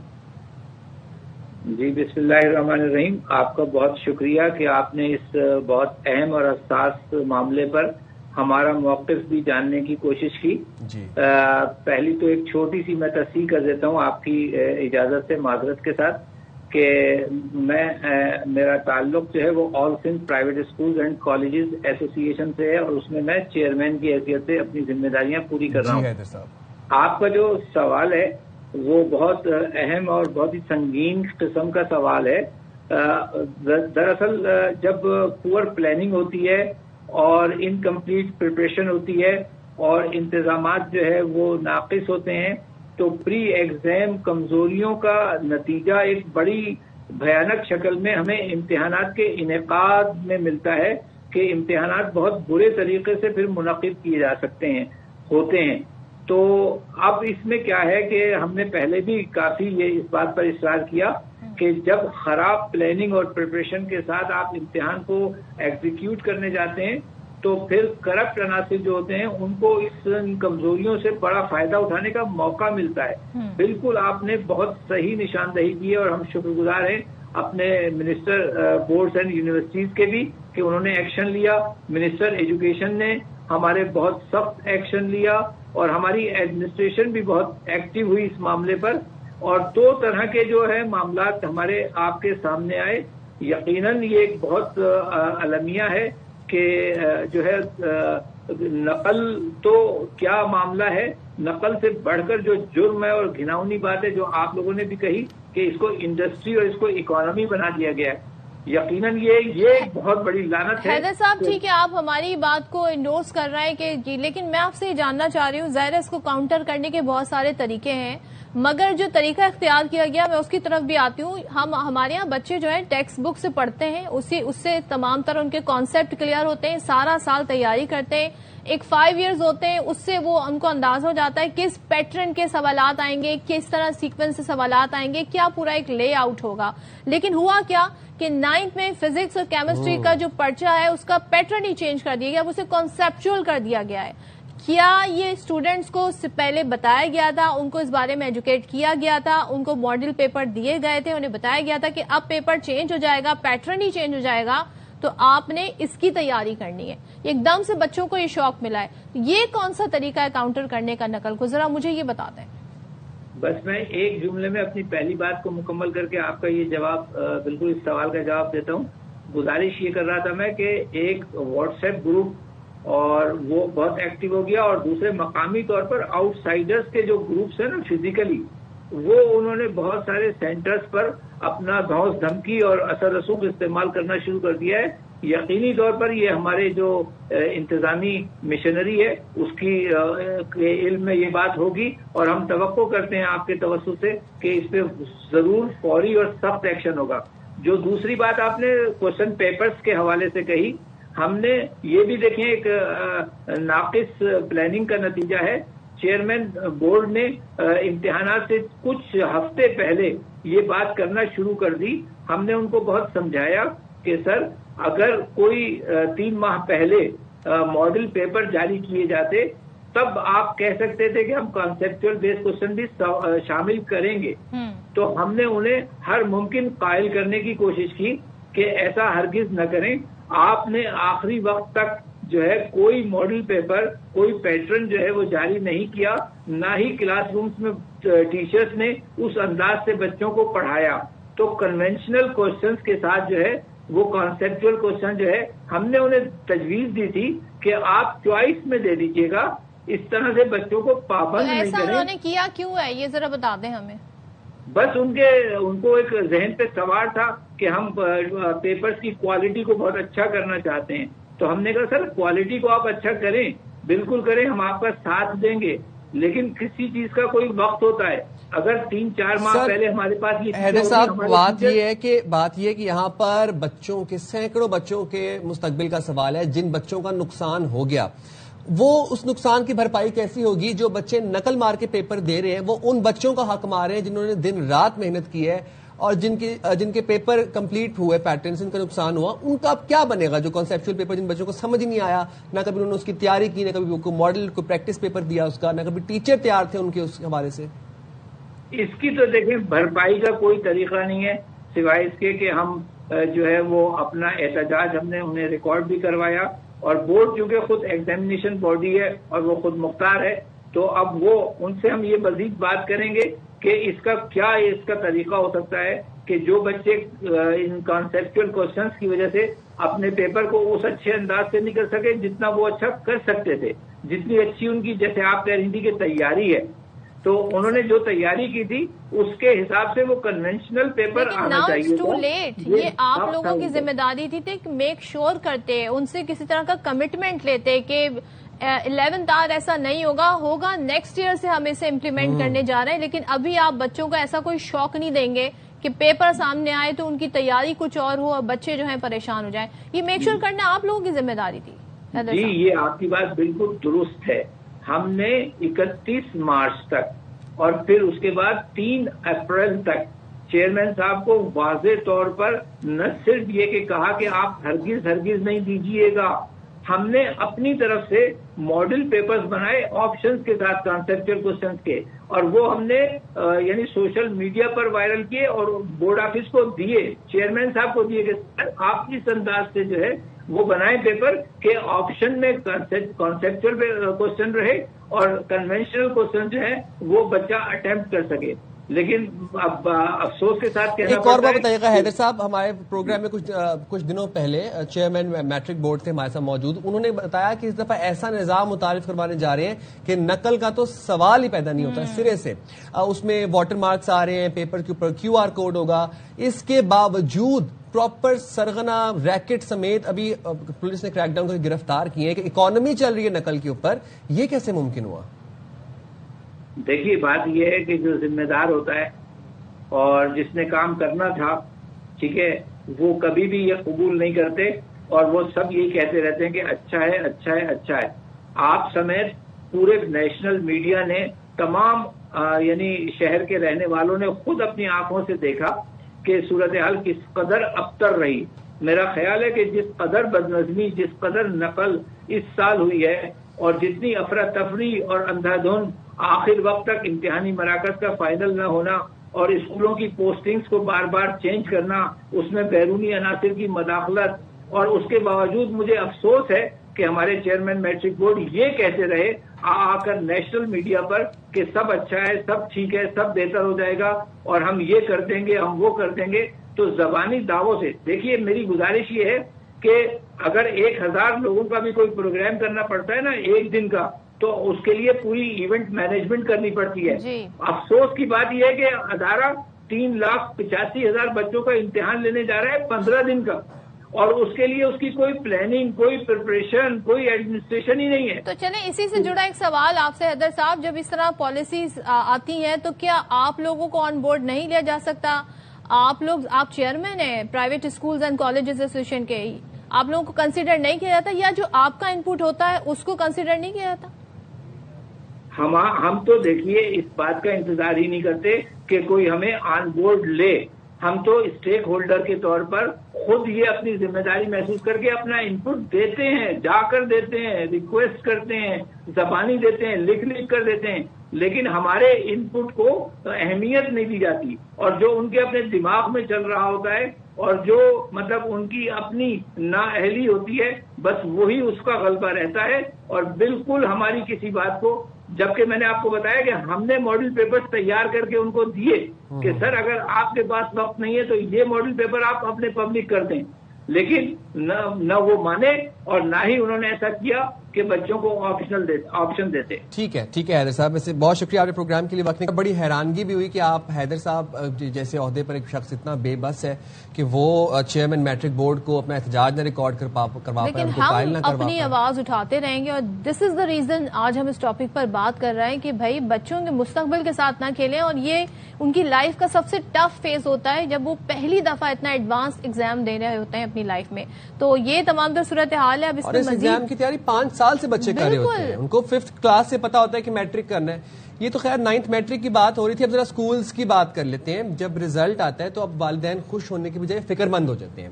اب کیوں فکر مند ہوتے ہیں؟ کیونکہ جب اگلی کلاس میں بچے نے جانا ہوتا ہے تو اس کی تیاری، اس کی کاپیز، بکس، یونیفارم، جوتے، لو بیگ. اب تو خیر سکولز نے لوگوں والے بیگ کہنے کا بھی کر دیا. جو اسکول ہے نا اس کا اپنا یونیفارم ہے لوگو والا، پھر وہ بتائیں گے جی آپ نے کس شاپ سے اسے پرچیز کرنا ہے. اسی طریقے سے وہی ساری جو کاپیز ہیں اس کی ساری چیزیں یہ ہوتی ہیں.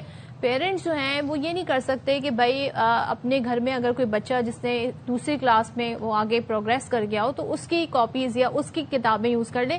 یہ ایک بڑا مسئلہ ہوتا ہے. اچھا جی، محکمہ تعلیم سندھ کے مطابق کوئی بھی اسکول انتظامیہ والدین کو کسی مخصوص دکان یا جو وینڈر ہے اس سے کتابیں، یونیفارم یا اسٹیشنری خریدنے پر مجبور نہیں کر سکتا، کیونکہ اسکولوں کے اندر ہی درسی کتب اور اسٹیشنری کی فروخت پر مکمل پابندی ہے. لیکن ہوتا کیا ہے، ہر سال ہم دیکھتے ہیں کہ مارکیٹ سے اسی طریقے سے پرچیزنگ ہو رہی ہوتی ہے، اور یہی اسکول جو ہیں یہ تاکید کرتے ہیں پیرنٹس کو کہ آپ نے جی یہیں سے خریدنی ہے. اب جناب بات کرتے ہیں، اس حوالے سے ہمارے ساتھ موجود ہیں بات کے لیے additional director private institutions Rafia Javed صاحبہ، اور ساتھ ساتھ ہمیں اسٹوڈیوز میں جوائن کیا ہے اختر ارائیں صاحب نے، جو کہ صدر all Pakistan private schools federation Sindh wing ہے. بہت شکریہ آپ کا بھی، رافیہ صاحب آپ کا بھی. سر اختر ارائیں صاحب، میں آپ سے گفتگو کا آغاز کروں گا. کیوں ہر سال بچوں کے اوپر یہ پابندی لگا دی جاتی ہے کہ آپ لوگو والی کاپی اور مونوگرام والا یونیفارم پہن کے آئیں گے تو آپ اسکول میں داخل ہوں گے، ورنہ آپ کو اسمبلی لائن میں پیچھے کھڑا کر دیا جائے گا یا آپ کو اسکول کے گیٹ پہ کھڑا کر دیا جائے گا؟ دیکھیں، یقیناً جو پرائیویٹ انسٹیٹیوشن ایکٹ ہے اس کے مطابق یہ خلاف ورزی ہے. تعلیمی اداروں کا کام جو ہے وہ تعلیم دینا ہے، نہ کہ جو ہے کتابیں بیچنا یا اس کو کرنا ہے. مگر پرابلم یہاں آ جاتا ہے کہ جب ہم یونیفارمٹی کی بات کرتے ہیں، جیسے یونیفارم پہنائی جاتی ہے تاکہ کوئی دوسرا بچہ احساس کمتری کا شکار نہ ہو، کسی کے کپڑے اچھے ہوں کسی کے دوسرے ہوں. اگر کاپیز مارکیٹ سے لینے جاتے ہیں تو وہاں پر کئی کوالٹی کا تو ایشو ہے، کئی اقسام کی کاپیز ملتی ہیں، کوئی سستی ہیں، کاپی پہ پین رکھتے ہی اس کی انک چوس لیتا ہے، تو دوسرے بچے ہو سکتا ہے جو بہتر کوالٹی لے آئے گا تو اس کی طرف توجہ چلی جائے گی. اسی وجہ سے یونیفارمٹی اور اسٹینڈرڈ قائم کرنے کے لیے کچھ اسکول یہ کام کرتے ہیں.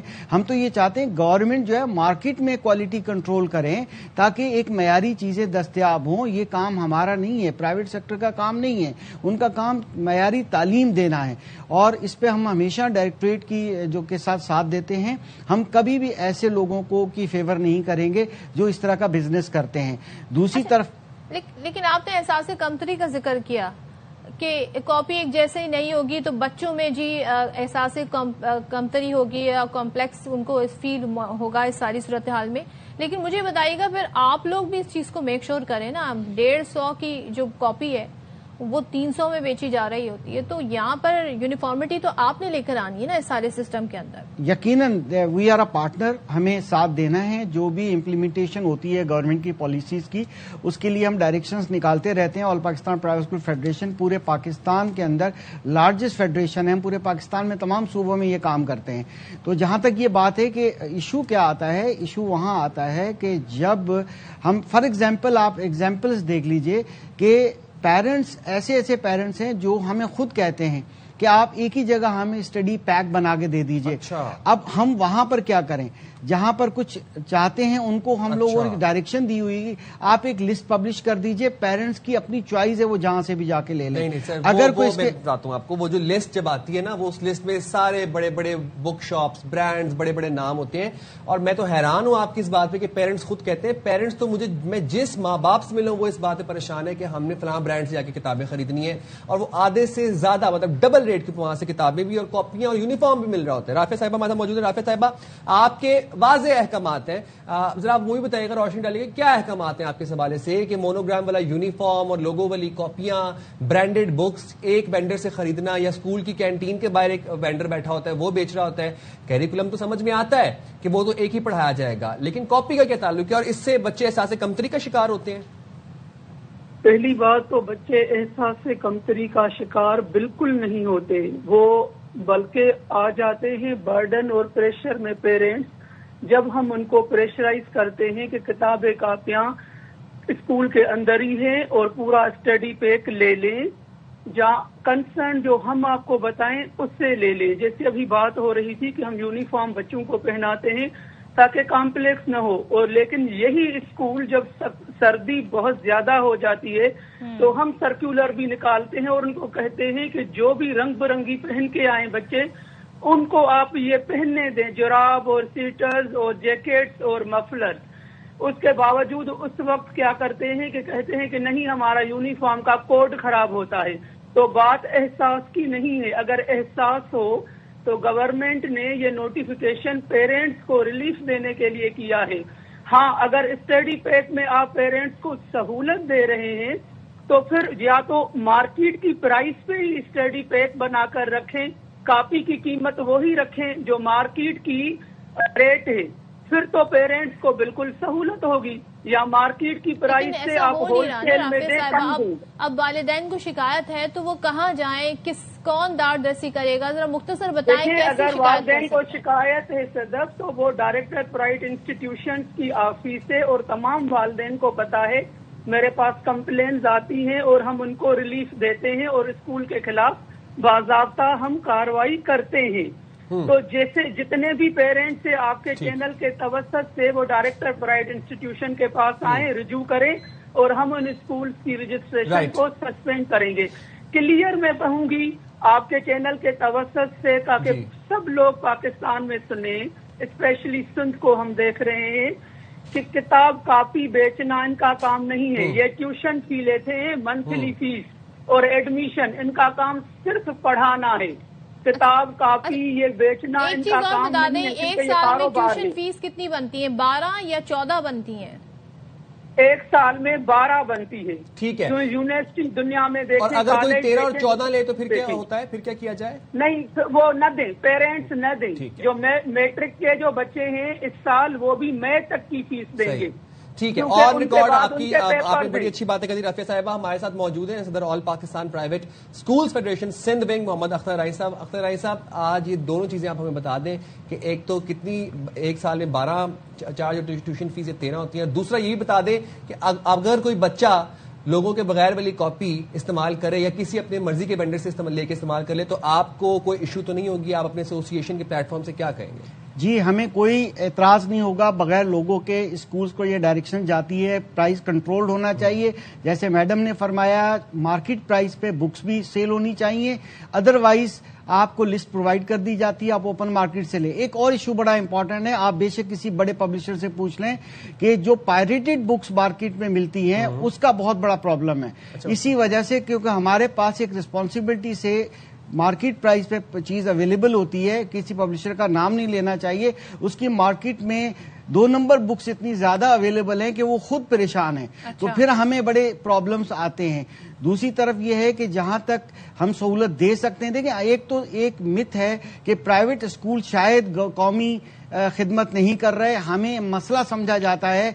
हम पार्टनर हैं गवर्नमेंट के, आर्टिकल 25A के होते हुए जब हमें एक अगर प्राइवेट आपने एज अ बिजनेस रजिस्टर किया है तो आर्टिकल 18 हमें शल्टर देता है। बिजनेस मॉडल के तौर पे चलाना है तो फिर वालिदैन पर वो एडिड प्रेशर और बर्डन आ जाता है। तो हमें तो एजुकेशन इम्पार्ट करनी है, तो इस चीज को मेक श्योर करें کہ ان چیزوں کے جو فلاز ہیں ان کو دور کیا جا والدین پہ سکے پہنچنا اور ہے۔ بار بار ریپیٹڈلی یہ ڈسکس کہنا چاہتی ہوں، صدف ادھر میں کچھ کہنا چاہتی ہوں۔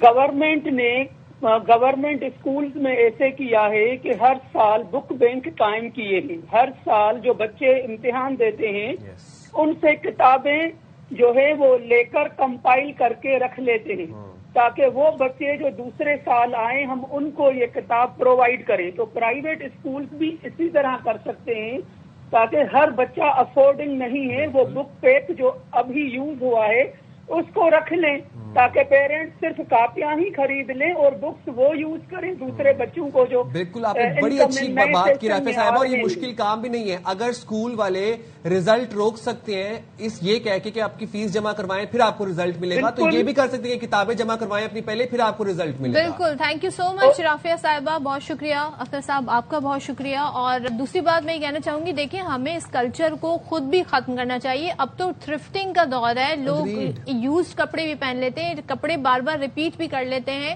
اس میں کوئی حرج نہیں ہے کہ آپ کسی کی استعمال کی ہوئی اچھی کنڈیشنز میں کتاب اور کاپیاں جو ہیں وہ استعمال کر لیں۔ بالکل، اور اسی کے ساتھ پروگرام کا وقت بھی اپنے اختتام کو پہنچا۔ ہوپ فلی ہم نے آج بہت ساری چیزیں کور کرنے کی کوشش کی، خاص طور پہ ایجوکیشن جس پہ زیادہ بات نہیں ہوتی ہے، تو آپ لوگ اپنا فیڈ بیک دیجیے گا۔ بالکل جی، ہمیں دیجیے اب آپ اجازت، آپ سے ملاقات ہوگی کل۔ اللہ حافظ، پاکستان زندہ باد۔